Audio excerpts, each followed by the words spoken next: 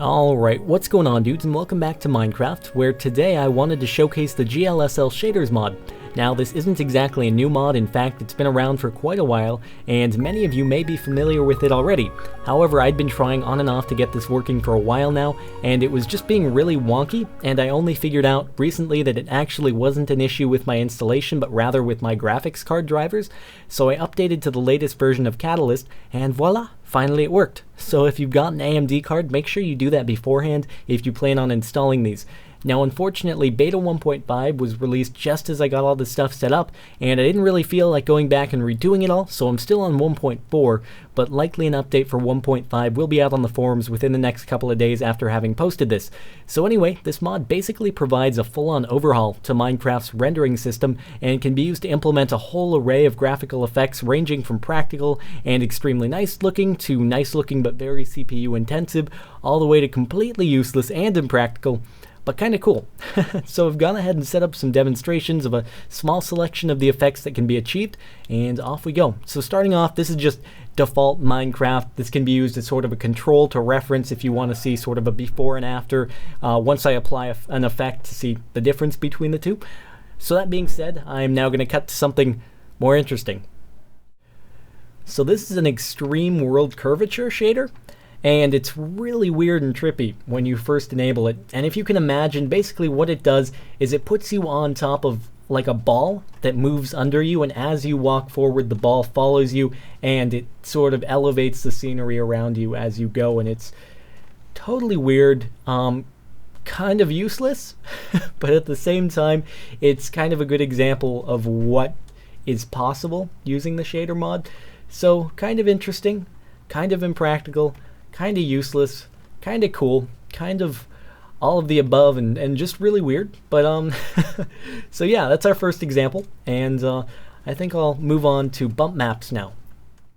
So now I've gone ahead and enabled bump and specular mapping, which may be my favorite feature that you can actually enable using the shader mod. Now it only works with supported texture packs because you actually need the bump and specular map files to be included, because obviously the mappings are specific to the designs on the blocks.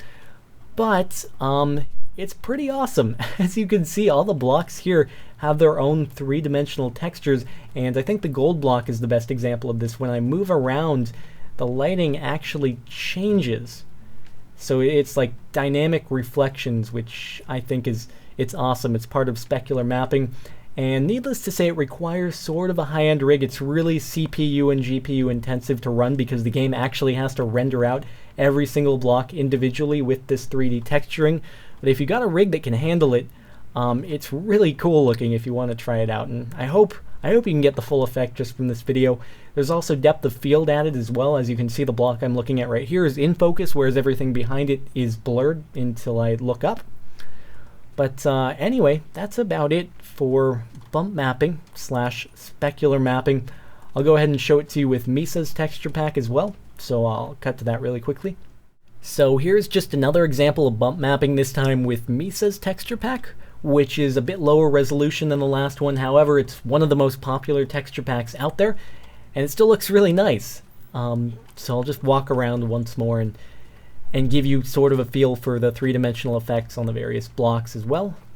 And there's also another pretty cool feature that was included in the pre-done shaders for this pack, and that is, hopefully you can see it when this video is downsized for YouTube, but the tree is actually swaying. Well, not the tree, but the leaves on the tree are actually swaying, and it's really cool.